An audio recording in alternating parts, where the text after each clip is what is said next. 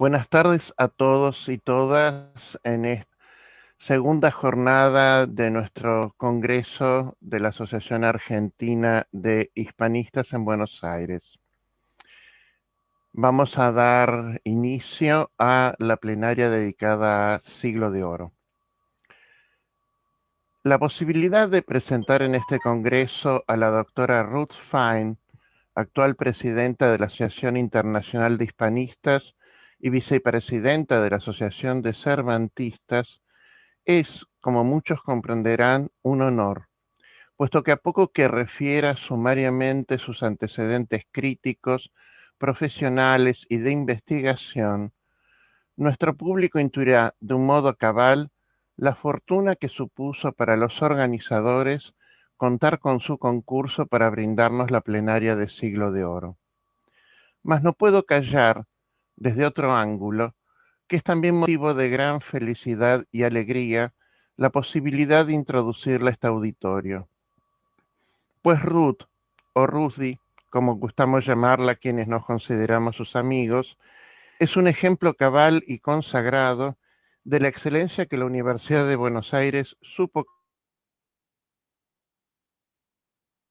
conferir y sigue dispensando. Se graduó en la carrera de letras y al poco tiempo obtuvo una beca para proseguir su formación en Israel, país al que emigró en un principio con la expectativa de un retorno.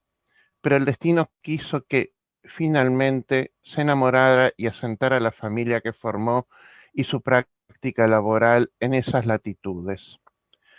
Ruth pudo experimentar, como tantos y tantas colegas, la dificultad de asentarse en un medio extraño y diverso del que había conocido. Y si bien siempre tuvo conciencia de que el suyo no había sido un exilio forzado por razones políticas como el que tantos y tantas compatriotas habían experimentado durante el proceso, nunca cayó que gran parte de su anhelo por otros aires y nuevos horizontes se había incubado en la opresión ideológica ambiental que se vivía entonces. Punto que quiero resaltar porque a contrapelo de lo que podría haber sido una reacción natural a un tiempo doloroso y muy angustiante, ella siempre recordó y enfatizó cómo, en el páramo de entonces, dos maestras habían sabido formarla con cariño entrañable, lejos de la opresión y con ansias de libertad. Para ella, Celina Sabor de Cortázar y Frida Weber de Kurlat son dos figuras señeras y definitorias de su trayectoria académica ulterior, al punto que cada vez que es interrogada por su formación, no duda en mencionarlas a ambas. Dos maestras que generacionalmente no llegarían nunca a saber de la creación de nuestra Asociación Argentina de Hispanistas, pero que con toda seguridad se habrían sentido muy orgullosas de que una simple alumna de sus cursos y posterior graduada de nuestra facultad hubiese llegado a este nivel de consagración personal y florecer crítico. La escritura de Borges fue para ella, como para tantos argentinas y argentinos en universidades extranjeras en aquel tiempo, la vía regia por la cual pudo iniciar e integrar su formación de maestría y doctorado en la Universidad Hebrea de Jerusalén. Y cifra de este proceso fue la edición posterior de El concepto de desautomatización en literatura, su ejemplificación en el Aleph de Jorge Luis Borges. Y ella explica por qué, entre tantos trabajos representativos de una especialista en siglo de oro español, Borges reaparezca intermitentemente entre sus intereses sustantivos, puesto, como, puesto que, como en más de una ocasión ha recordado, dedicarse al campo crítico que más le atraía no había sido una opción inicial al integrarse al Departamento de Estudios Hispánicos de su universidad. Mas lo cierto es que, con tesón y esfuerzo, supo abrir un camino de especialización en aquel ámbito que hasta su llegada no se percibía como muy pertinente y necesario. Allí lo que les atraía era la literatura latinoamericana y lo contemporáneo. Pero Ruth quería investigar y enseñar el siglo de oro español, y es forzoso admitir que ese interés, transido de cierta nostalgia por sus orígenes, se acrisoló de muy diversos modos. Ruth, por lo pronto, es una trabajadora incansable y una organizadora académica de primer nivel.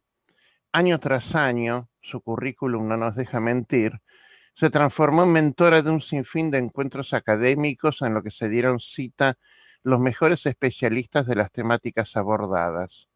Y quienes alguna vez nos beneficiamos con estas posibilidades, no podemos omitir la calidez, cordialidad y generosidad con que fuimos acogidos. La nómina de doctores y becarios formados es apabullante, como también lo es el de los premios, respaldos institucionales locales e internacionales y distinciones honoríficas que su trayectoria mereció. Y no se me perdonaría si no evocara alguno de los volúmenes de su autoría más destacados, como una lectura semiótico-narratológica del Quijote en el contexto del siglo de oro español, o también reescrituras bíblicas cervantinas. Para muchos, el perfil más evidente de Ruth es el de una cervantista. De hecho, hoy compartirá con nosotros su análisis de una de sus comedias. Pero también hay que tener muy presente que los procesos de confesionalización en la España del 16 y del 17, el estatuto de los conversos y la posibilidad de reconocerles una literatura específica son seña de prístina identidad. Pues cuando alguien desea incursionar en esas materias, sabe que más temprano que tarde habrá de instruirse y maravillarse con muchos de sus análisis. Y el fruto de este muy genuino interés se ha visto expresado en casi 30 volúmenes que coordinó con el concurso de otros especialistas, cuyo detalle sería imposible. Muchos de los aquí presentes somos sus amigos y fuimos apoyados para aprovechar becas y estancias de investigación en Israel. Y al pensar en su generosidad, que siempre parece infinita, reparé en que no lograba recordar cuándo y dónde nos conocimos. Creo que fue en alguno de mis primeros congresos internacionales, hace más de 25 años, quizás en compañía de Melchora Romano o de Alicia Parodi, mis grandes maestras. Pero sí retengo en cambio un dato preciso. Ella había buscado a las investigadoras de la Universidad de Buenos Aires en el lobby de la Universidad Anfitriona del Congreso, porque quería contactarlas, saber de nuestra fortuna en los años posteriores al restablecimiento democrático y porque, en definitiva, seguía sintiendo un profundo amor y agradecimiento por sus orígenes vitales y educativos, y su anhelo de restablecer lazos profesionales seguía incólume. Muchos años más tarde, cuando nos unía un vínculo afectivo que trascendía lo académico, recuerdo que en una de sus frecuentes visitas al país compartió conmigo una anécdota que me quedó grabada y que hoy vuelve a mí para pensar cómo definiría Ruth. La acompañaba, después de una cena con amigos comunes, a la casa de su amiga Analía, donde usualmente se alojaba en cada viaje, y al hablar del barrio y las comodidades del hogar que la albergaba, me reveló el portentoso misterio de esa locación. Desde todas las ventanas de esa nueva casa podía contemplar de un modo exacto, tantísimos años más tarde, el hogar donde había nacido y crecido junto a sus padres, pues Analí estaba viviendo al otro lado de la calle, justo enfrente de su hogar. Al principio no salí de mi asombro y no pude dejar de pensar cuán duro sería emocionalmente esa visión, ver reinscripto en el espacio afectivo primero a otras familias, a desconocidos o incluso un territorio vacío. Pero al instante ya supo confirmarme que ese duelo lo había elaborado bien, porque en Israel tenía el amor de su marido y sus hijos, y que antes que el lamento por lo perdido, ella privilegiaba la fortuna harto improbable para muchos de reconocer sin dolor sus orígenes.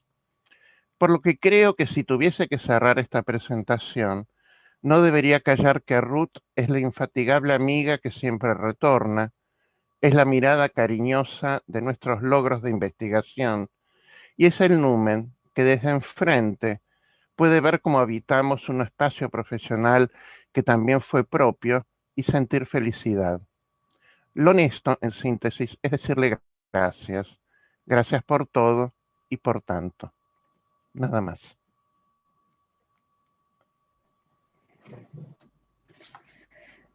Bueno, lo cierto es que me resulta difícil continuar después de esta presentación que me ha emocionado mucho. Muchísimas gracias, Diego, doctor Juan Diego Vila, No, queridísimo amigo, por estas palabras más que generosas y sentidas que están dictadas sobre todo desde el afecto. Bueno, voy a intentar. Quiero agradecer muy especialmente al doctor Germán Prosperi, el presidente de la Asociación Argentina de Hispanistas, y al doctor Leonardo Funes, presidente de la Comisión Local Organizadora del Congreso de la Asociación Argentina de Hispanistas, y a todos los miembros de la misma, por esta invitación a ofrecer una plenaria en el marco del Congreso de la Asociación. Lo agradezco ante todo en nombre de la Asociación Internacional de Hispanistas que tengo el honor de presidir y representar. Y en su nombre quiero felicitar a la Asociación Argentina de Hispanistas, porque el programa de este congreso pone de manifiesto la riqueza, la amplitud, la pujanza del hispanismo argentino. Y de modo personal, así como lo ha señalado antes Diego, como argentina israelí y como egresada de la UBA, es para mí motivo de especial alegría el encontrarme hoy aquí, aunque más no sea virtualmente, en Buenos Aires, en mi alma mater, a la que tanto debo en mi formación profesional y en la que me unen lazos profundos de valoración académica y primordialmente de amistad con tantas queridas y queridos colegas. Muchísimas gracias. Es tal vez esta doble pertenencia que acabo de mencionar y fue mencionada por el doctor Diego Vila, vivida gozosamente, la que me devuelve con tanta frecuencia al terreno investigativo en el que hoy incursionaré brevemente. El de la posibilidad utópica a veces, pero siempre deseada, de un encuentro, de un reencuentro, de un retorno, de un cruce enriquecedor de regiones, culturas, religiones. Mi elección ha sido la de volver una vez más a la Gran Sultana de Cervantes. Porque en efecto he transitado la Gran Sultana a lo largo de los años y desde diversos marcos investigativos. Y esta comedia siempre ha sabido retribuir mi fidelidad, brindándome no solo placer, sino también nuevos y sorprendentes hallazgos. Volver a ella hoy es casi una cita obligada para mí. Tras haber explorado a lo largo de mi periplo como cervantista la presencia de la Biblia, el entramado de culturas y religiones, como también la dinámica de la conversión en el universo literario de Cervantes en general, como en esta obra en particular. Pido retornar hoy a la Gran Sultana a fin de acercarme a ella esta vez como manifestación de la concepción de la ficción en Cervantes. Y compartiré ahora pantalla.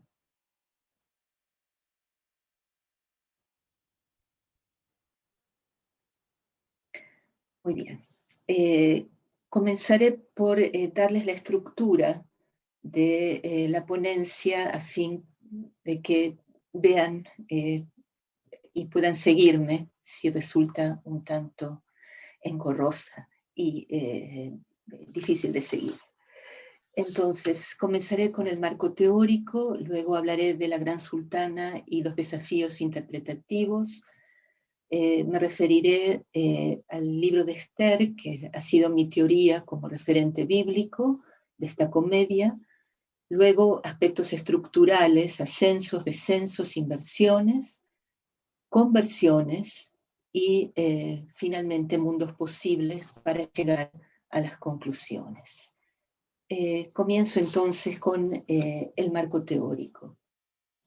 Adoptando ya el tan manido predicamento borgiano, es posible hallar en el paradigma teórico contemporáneo respecto de la ficción a importantes precursores de Cervantes.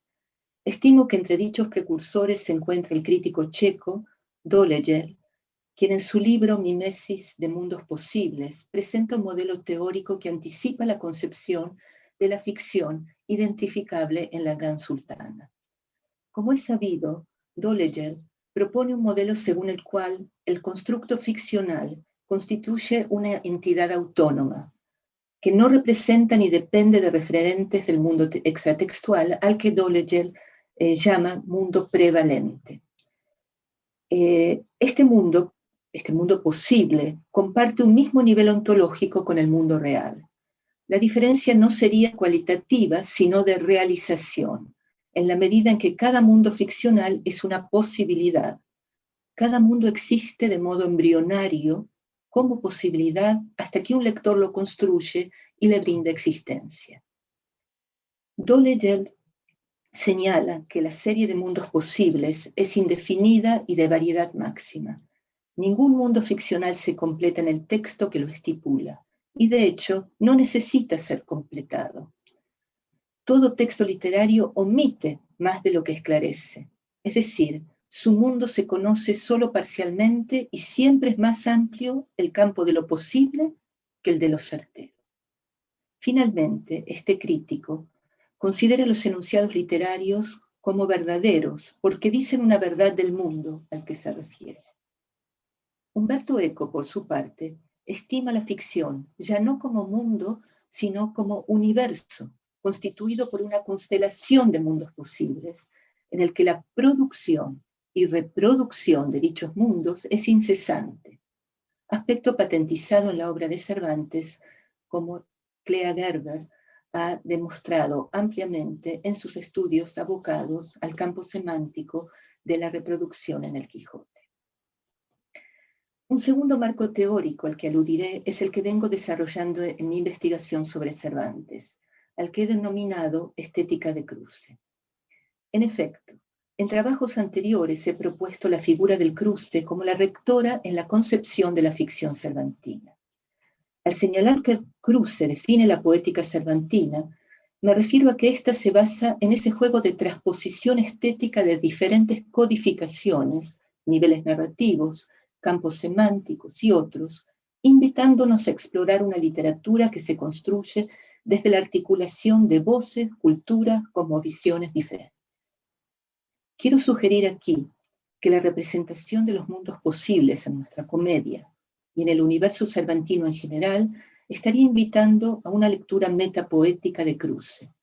Así, las múltiples y supuestas imposibilidades y superposiciones propuestas en la Gran Sultana se insinúan como agentes de suspensión, transgresión de límites, es decir, como expresión de la paradoja, de algo que es lo uno y lo otro a la vez, o bien ni lo uno ni lo otro.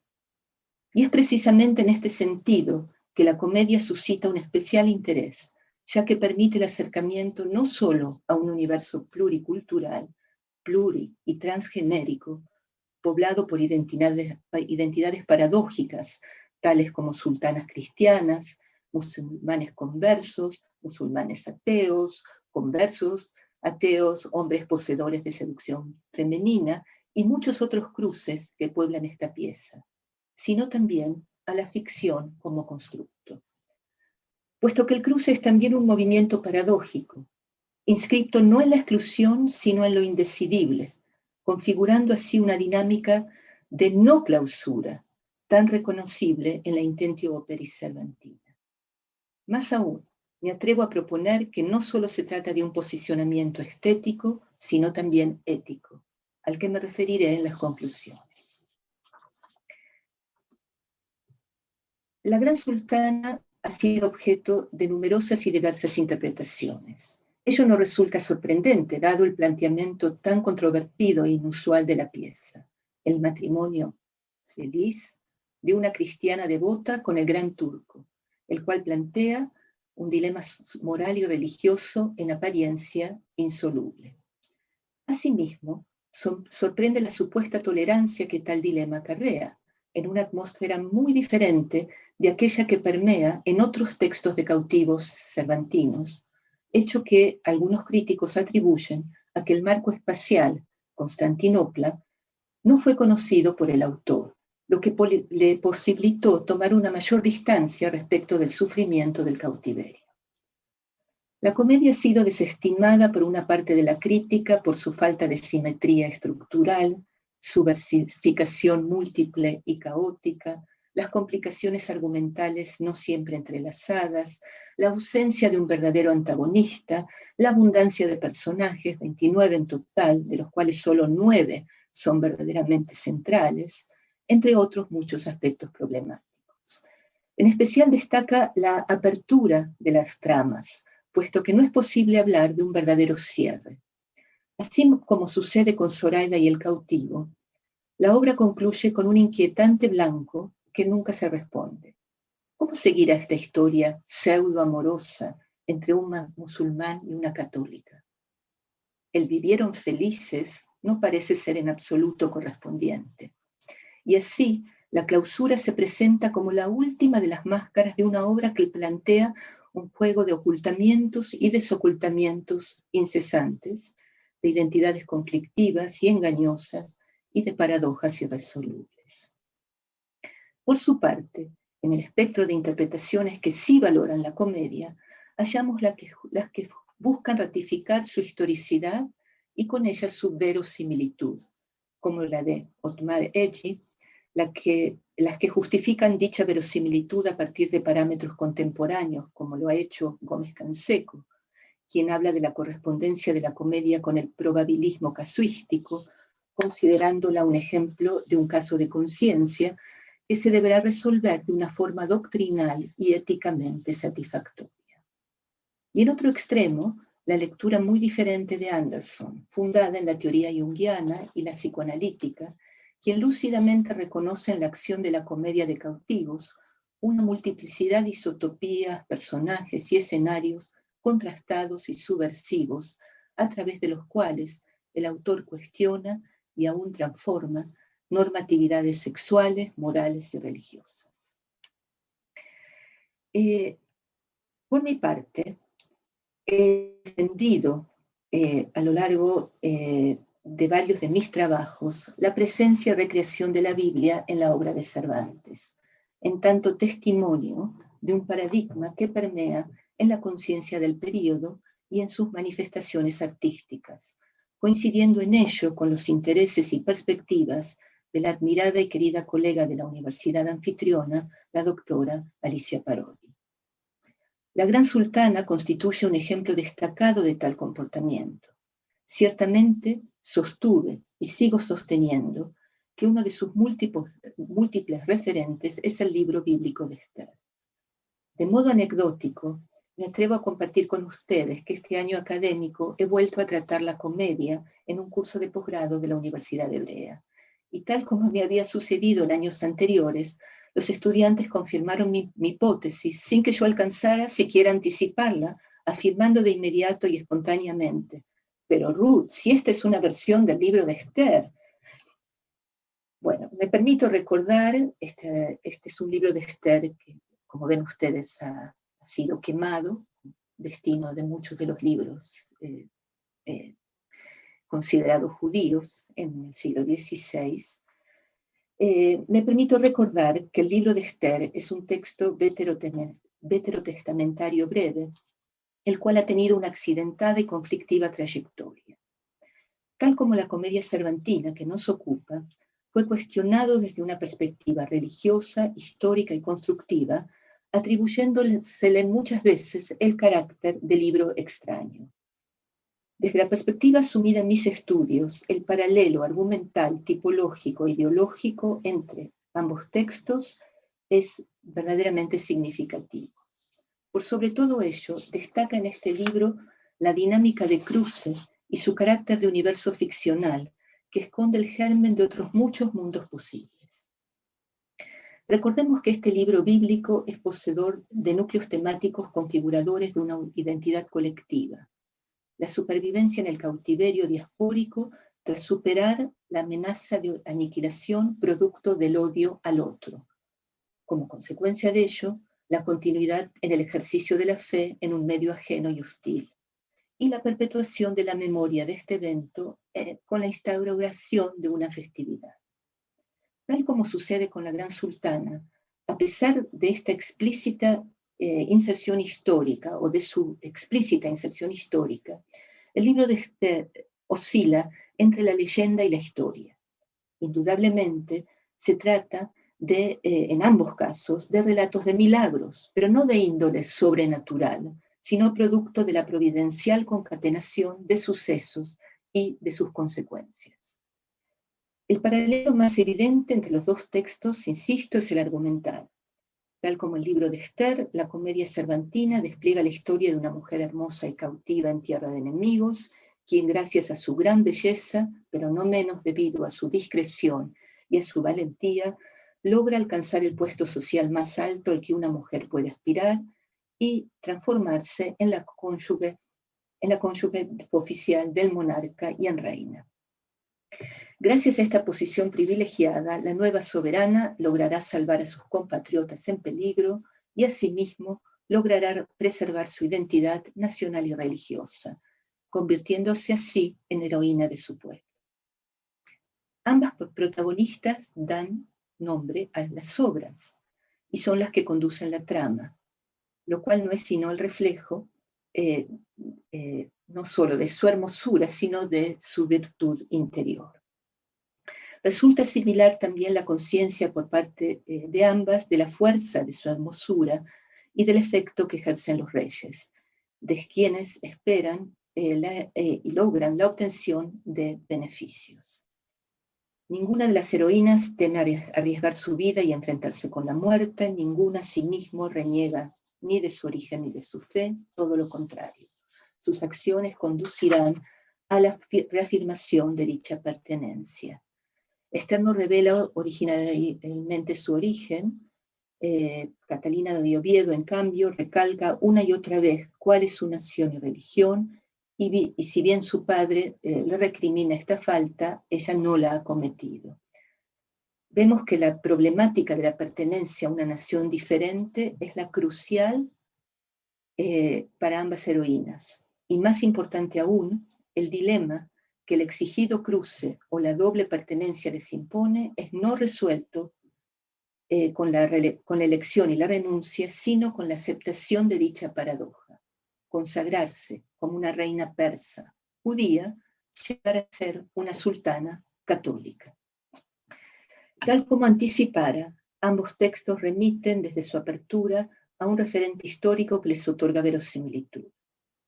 En lo que el libro de Esther atañe, si bien la exactitud histórica ha sido debatida por muchos, no hay duda de que la intencionalidad textual pretende brindarle al texto una apariencia de crónica, y que el autor era buen conocedor del contexto de la corte persa en el período.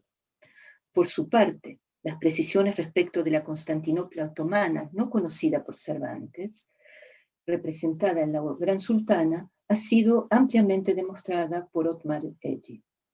Por otro lado, la clausura de ambas obras menciona la perpetuación de los hechos a través de su relato por escrito.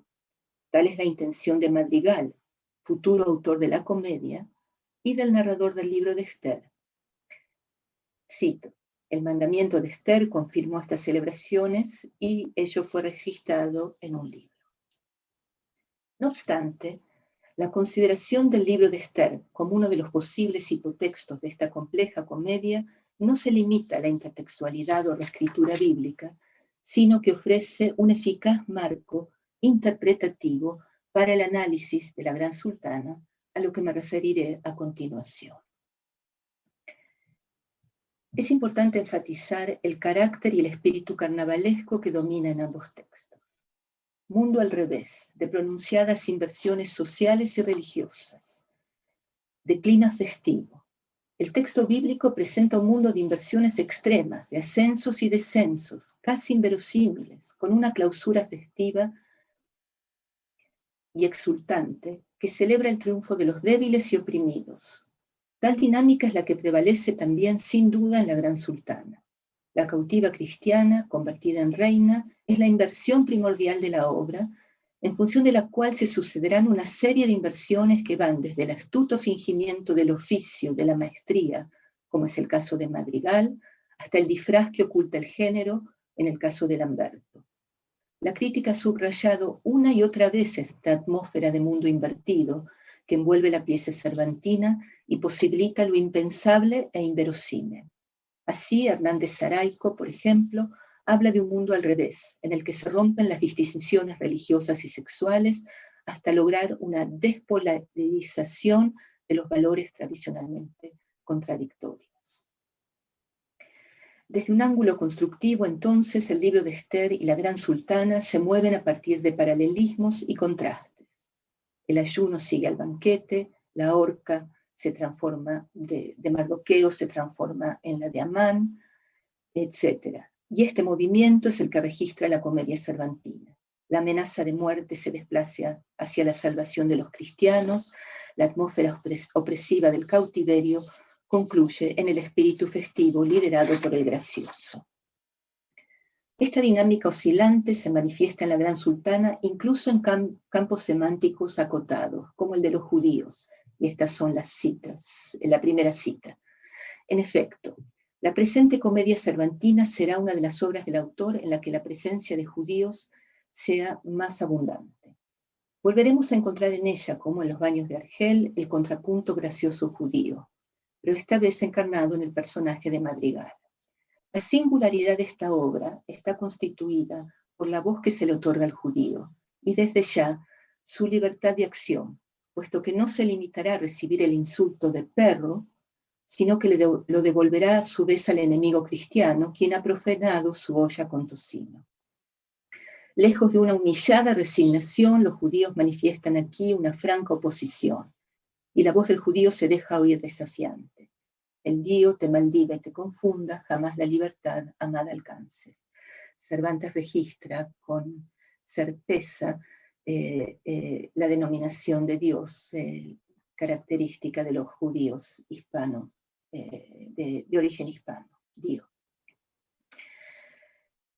Encontramos asimismo otras marcas textuales que resquebrajan el estereotipo, así la mención del médico judío Sedequías, poseedor de un nombre, doctor de la corte que salva a la protagonista, el alojamiento de su padre en la judería local, el vestido de la sultana comprado por judíos.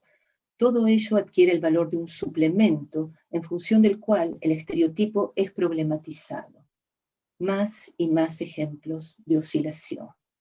Sin duda, destaca entre ellas las oscilaciones, la de las protagonistas femeninas, transgresoras, salvadoras, heroínas nacionales. Así recupera el texto de Cervantes un blanco primordial en el texto testamentario. El conflicto en el que se debate la heroína, que no aparece en el texto bíblico, está aquí inscripto. Al tener que someterse a un matrimonio mixto. Por su parte, el sultán no permanecerá ajeno a esa problematicidad del matrimonio mixto, si bien lo resolverá de modo expeditivo y fácil, sin mayores rastros de un cuestionamiento de conciencia. Y esta es la cita: si ya no fuese de hacer que con la sangre otomana mezcle la tuya cristiana para darle mayor ser, no habrá descubierto el sol en cuanto ciñe rodea, no quien pase, igual sea, a un otomano español. En tal sentido, la comedia cervantina constituye un amplificatio del núcleo semántico bíblico. Y es que en la Gran Sultana, como también en el libro de Esther, es posible reconocer un subtexto primordial, y este no es otro sino que el de la conversión, figura de cruce por excelencia, inserta en contradicciones que no se resuelven y que tal vez no deban ser resueltas, porque en mi opinión, Cervantes, en esta pieza, reconoce y admite la heterogeneidad del fenómeno de la conversión, a la que se ha referido más de una vez Juan Diego Vila. Pregunta el crítico, Juan Diego Vila. ¿Es un rasgo ignorado de los conversos el no ser siempre iguales a sí mismos, el perder la disposición a la permanencia que garantice la individuación? Fin de cita. Veamos la respuesta que Cervantes da en nuestra comedia. Cervantes pide a Catalina, la no conversa ideal, en el espejo invertido de una conversión voluntariamente elegida por aquellas conversas socialmente no deseadas, Zoraida y Ricota. Me refiero al ya mencionado conflicto en el que se debate la heroína ante el matrimonio con un infiel, amplificado y subrayado en la pieza hasta convertirse, como hemos dicho, en uno de los núcleos generadores de la acción. Verdaderamente curioso es el final de La Gran Sultana, un matrimonio mixto sin la exigencia de la conversión. En este espejo pide ser mirado, entre otros, nuestro capitán cautivo, tan preocupado por la conversión de éxito incierto de su Zoraida. Y en tal trasfondo, otros conversos paradigmáticos, los renegados, también tienen una aparición protagónica en la Gran Sultana. Más aún, significativamente, son ellos los que abren y cierran la comedia, en tanto expresión de ambigüedad identitaria. Así Salek, que declara que no cree en ninguna religión, provocando a su amigo cristiano, renegado en apariencia, a decir que es un fino ateísta.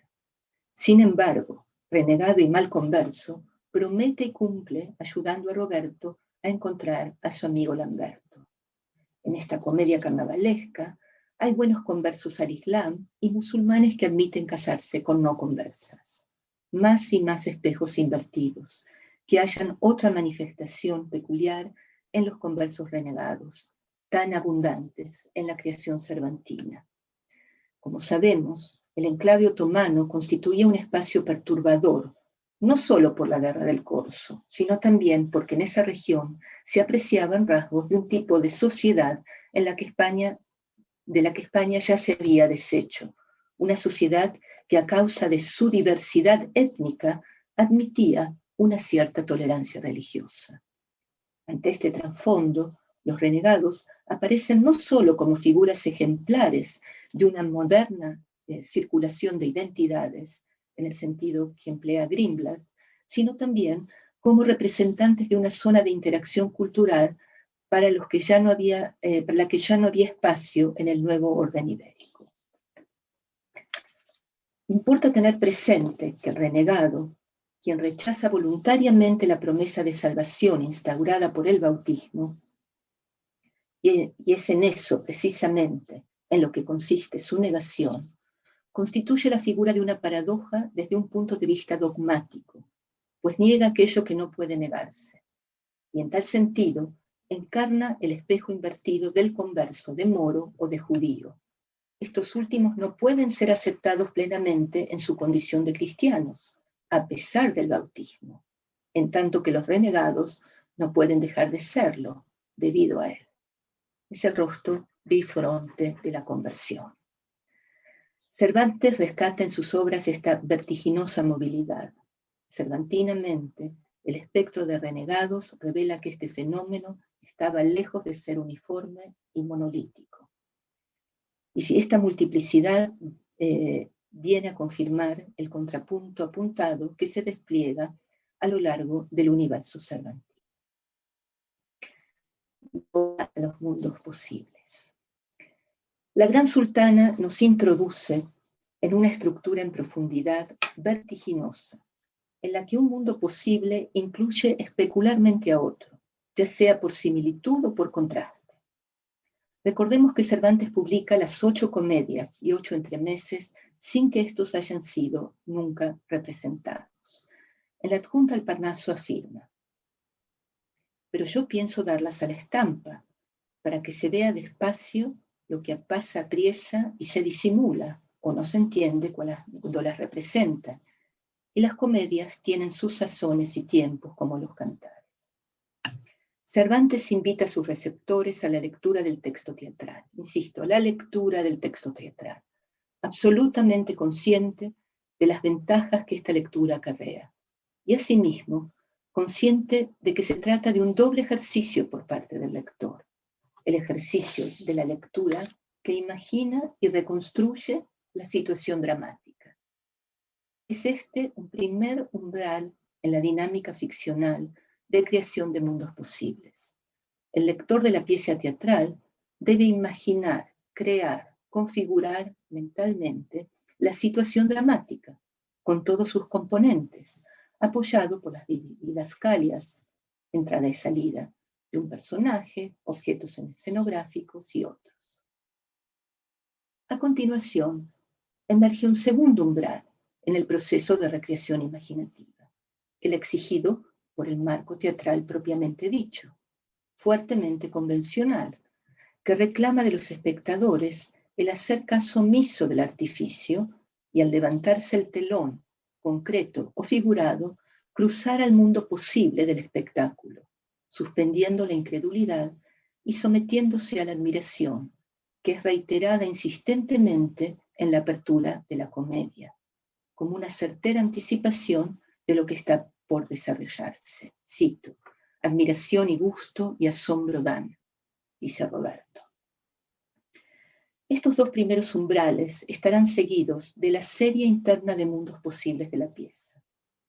Recordemos que la comedia se abre desde el posicionamiento de dos espectadores, los renegados Roberto y Salek, quienes actúan como observadores de otro espectáculo, el de la fastuosa administración de justicia por parte del Gran Turco.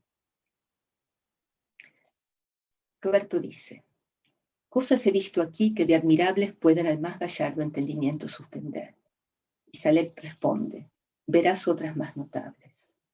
Y en efecto, la promesa de Salek, cuyo destinatario múltiple es el lector, público, personaje, se cumple con generosidad. Los personajes serán sometidos a esta sucesión de mundos posibles, provocadores de admiración, ya representados en escena, la entrada en el harén del Gran Turco y su reacción ante la belleza de Catalina, ya evocados a partir de una narración, mundo posible que se abre en la primera metadiégesis sobre Clara y Lamberto, narrada por Roberto, o la de Mamí respecto del desmayo del padre de Catalina, pero en mayor grado imaginados, como las invenciones ficticias de Madrigal. Cito: si de bien tendrás memoria, porque no es posible menos, de aquel sabio cuyo nombre fue Apolonio Tianeo, y aquel valiente elefante del gran señor, yo me ofrezco de hacerle hablar en 10 años distintamente turqués.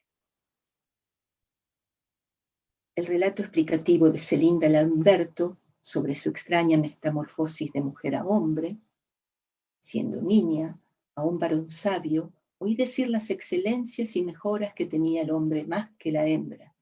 De allí me aficioné a ser varón, de manera que le pedí esta merced al cielo con asistencia. Cristiana me la negó y Mora no me la niega. Otro ejemplo, la ficción narrada por Catalina sobre sus falsos celos o el romance cantado por Madrigal. En efecto, ya desde el mismo título se abre la curiosidad del público ante esta posible imposibilidad. Hemos dicho, sí, una sultana cristiana y más aún montañesa de las tan puras cristiano viejas tierras de Asturias.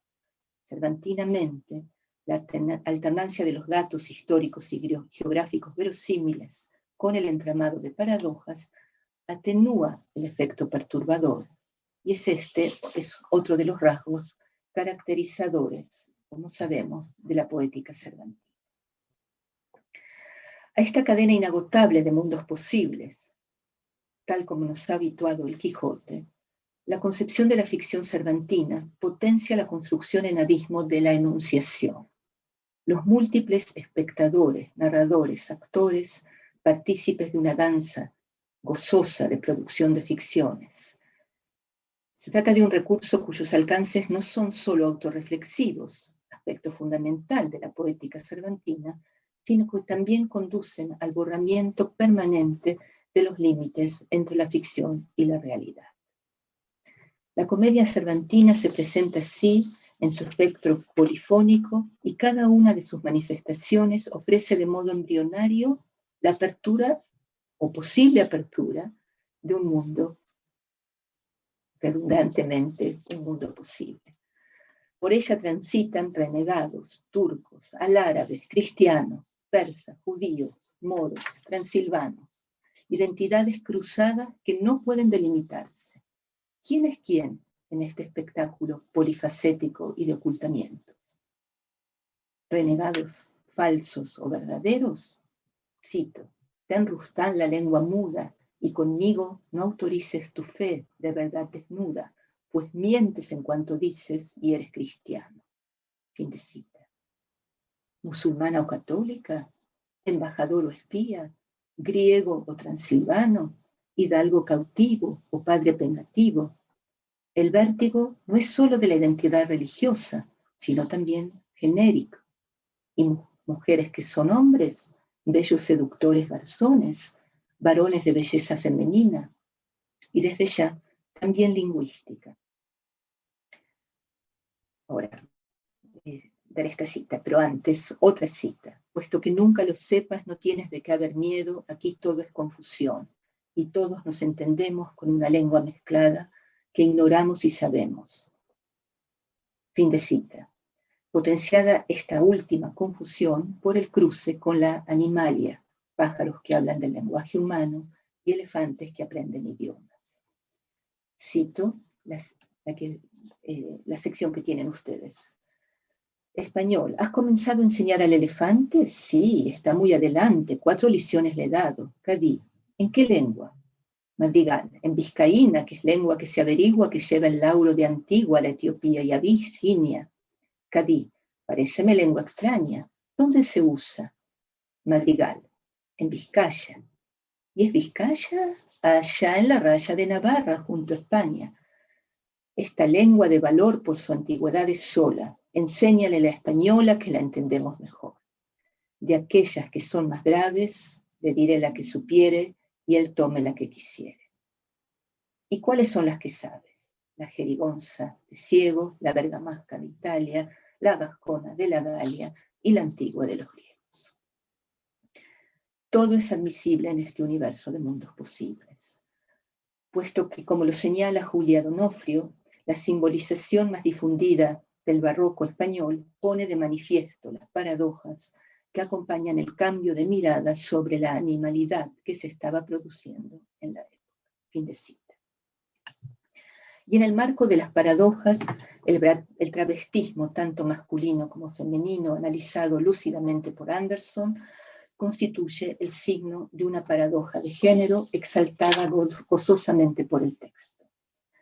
La elección de ser sin dejar de ser sin dejar de ser, el cruce y su posible retorno vividos sin escándalo social. El cierre de la comedia en boca de Rustán, cuyos ecos quijotescos son inconfundibles, entroniza el cruce paradójico. He marcado aquello que considero inconfundiblemente quijotesco. Alzad la voz, muchachos, viva voces la gran sultana doña Catalina, gran sultana y cristiana, gloria y honra de sus pequeños y cristianos años, honor de su nación y de su patria, a quien Dios de tal modo sus deseos encamine, por justos y por santos, que de su libertad y su memoria se haga nueva y verdadera historia.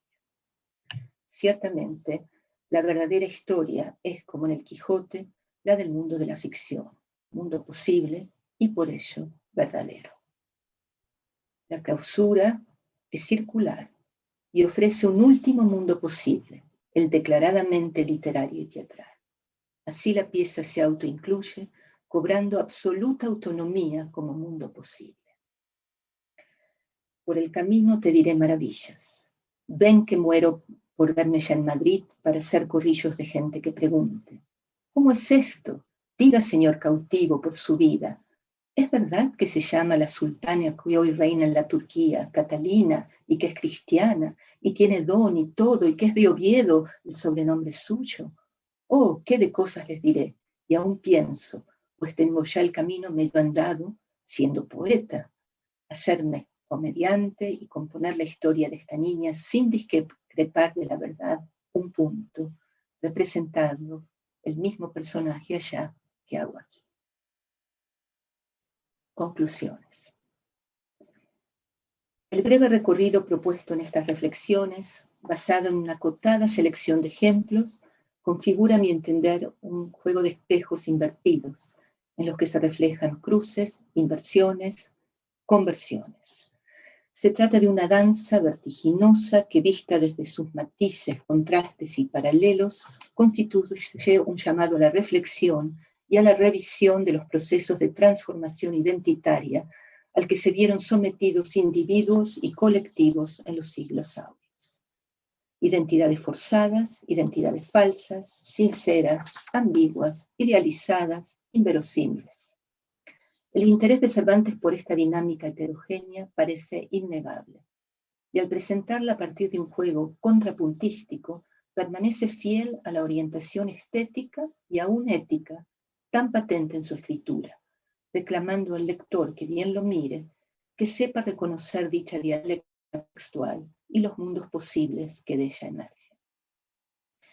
Zygmunt Bauman afirma que, cito, ser moral significa estar obligado a elegir en medio de una aguda y dolorosa incertidumbre.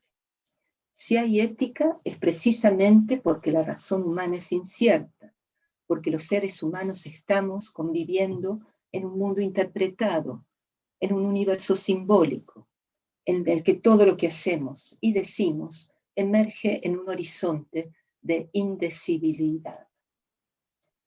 La dinámica realidad-ficción constituye indudablemente el foco de interés de la estética cervantina y ella está fundada en lo indecidible.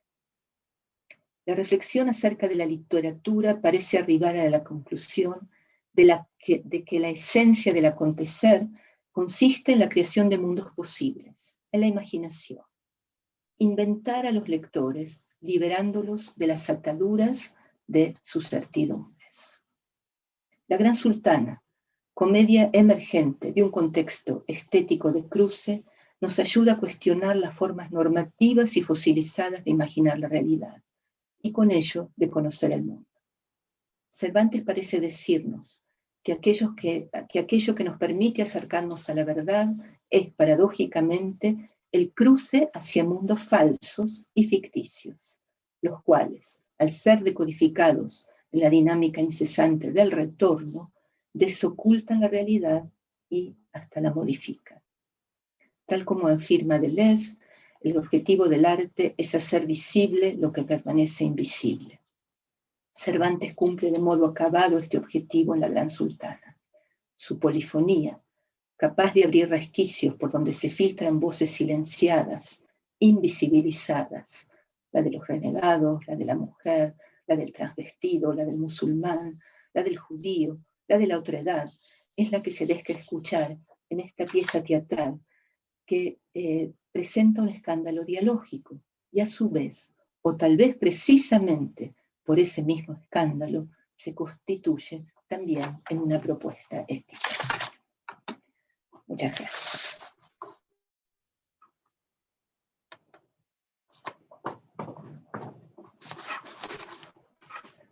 Muchas gracias.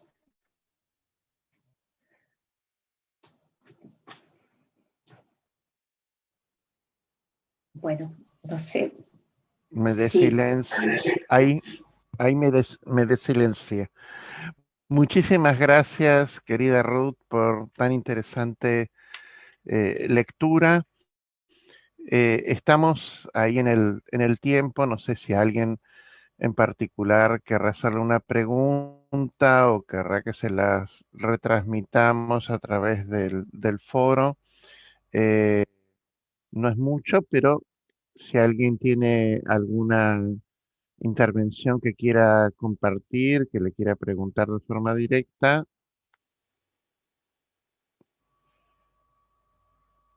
nos lo dice. Mientras van pensando, eh, a mí, bueno, me ha interesado muchísimo, voy a abusar, como hizo Marcelo ayer, de la primera pregunta.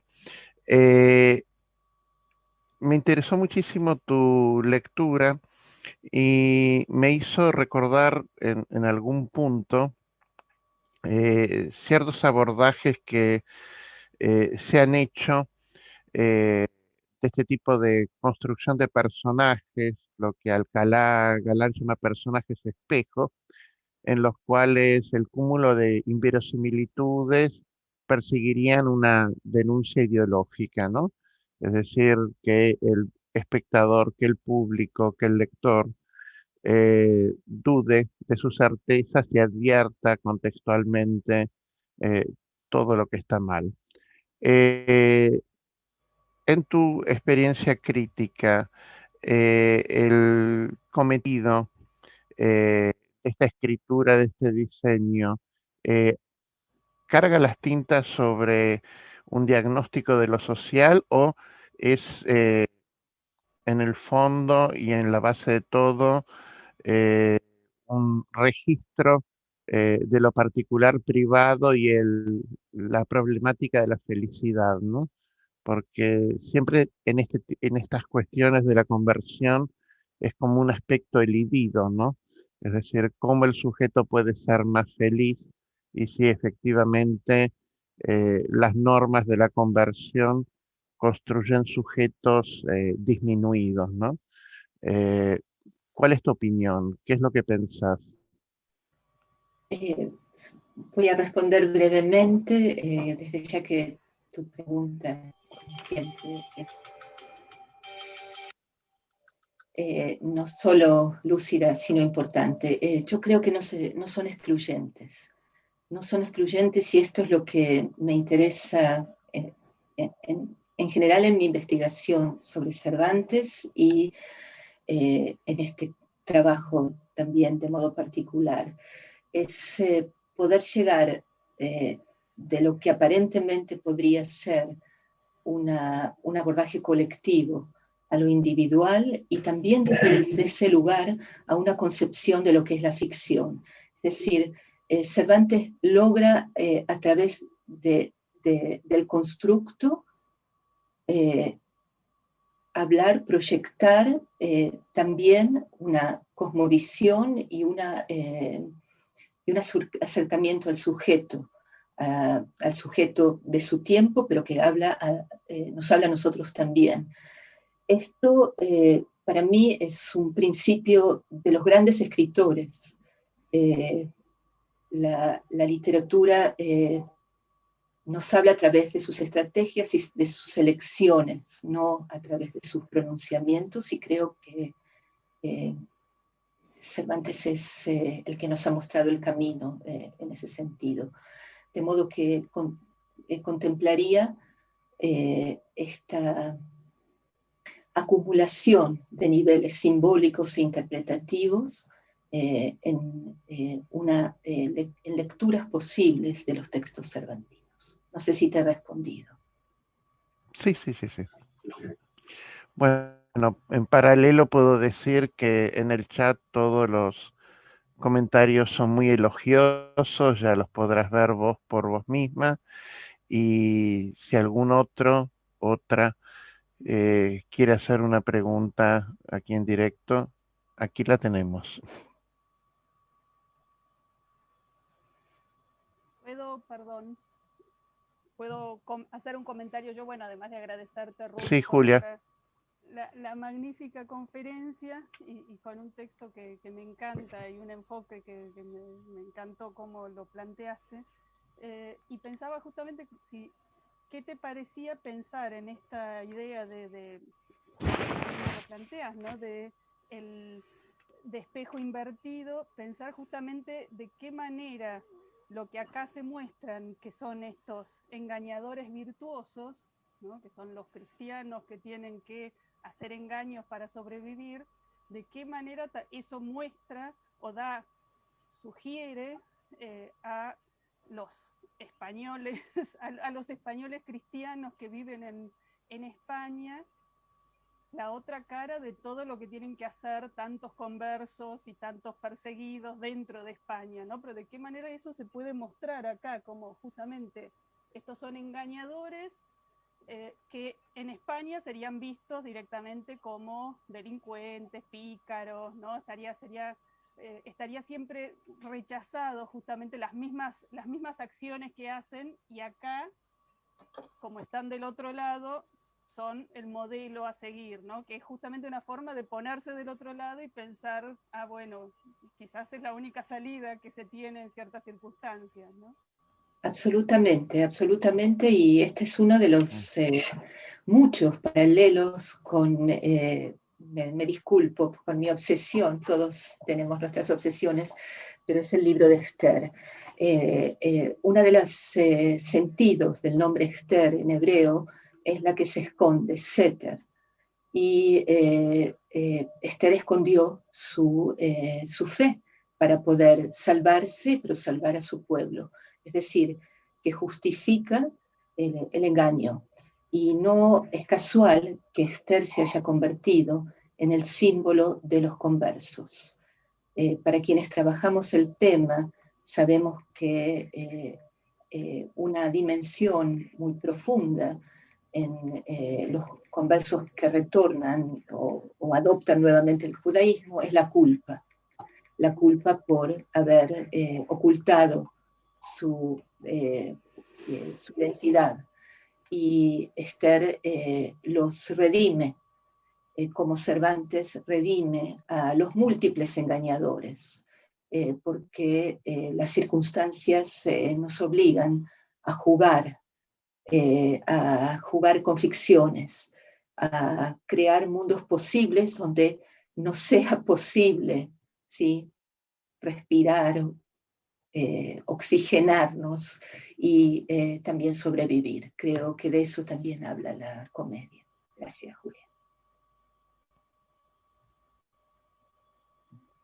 Bueno, ¿algún otro comentario, algún otro señalamiento que se quiere realizar? Nos estamos pasando un poquitito de la una, pero bueno, somos argentinos y las transgresiones las llevamos en la sangre. Así que si alguien quiere hacer una última pregunta Diego, ¿puedo hacer o una comentario. observación? Diego. Sí, por supuesto, Karina. Sí, te Ros, oigo. hermosa la ponencia, muchas gracias, me encantó volver a ese texto, hace bastante que no lo leía. Y en tu presentación vi algo que no recordaba y que me pareció muy interesante, porque estamos como acostumbrados a ver estos pasajes en cuestiones de fe, religión, incluso, bueno, género, por supuesto, pero ese pasaje que citaste en donde dice, yo le voy a enseñar todas las lenguas que sé y que elija. Esa cuestión también de la libertad de elección lingüística, en un momento en donde la competencia lingüística, donde la relación entre las lenguas y el honor nacional, etcétera, está tan en auge. No sé si tenías algo para decir, a mí me llamó la atención. Sí, es realmente muy significativa, muy elocuente está en el sentido que está señalando. Quiero mencionar tangencialmente, pero tiene que ver con tu observación, que la historia, la anécdota del elefante al que se le enseña a hablar es también, tiene una versión sefardí. Y en ese sentido se relaciona justamente la preservación de una lengua que es pertenencia y no es pertenencia. Doy el ejemplo del ladino porque me parece que es ilustrativo de tu observación. Las lenguas están ejemplificando este ocultamiento, el aljamiado de textos moriscos, el aljamiado en otros textos, es decir, lenguas que ocultan otras lenguas, ¿sí? Aquellas que muestran que en realidad no hay que buscar ni es posible la homogeneidad, y lo lingüístico es también lo social, es también lo individual, es también la representación de los colectivos. ¿Sí? Gracias. Diego, sí, puedo cerrar por lo menos mi intervención agradeciendo muchísimo las palabras de todos. No sé si se nota la distancia, estoy en Jerusalén, aquí hace calor, pero siento un calor interior y mucha emoción por todos los motivos que he dicho, y estoy profundamente agradecida, comenzando por Diego, pero a todos ustedes. Gracias. Gracias a vos, querida Ruth.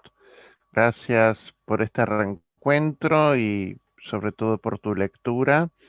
Y bueno, celebramos que en este horizonte en el cual uno se está habituando a tantas imposibilidades, a lo que no puede, lo no podemos hacer, a lo que no debemos hacer, este Congreso haya podido honrarse con tu presencia y se haya podido habilitar este reencuentro, ¿no? Como práctica de resistencia de los afectos, de la intelectualidad de lo que queremos, ¿no? De lo que queremos como modo de relación entre todos.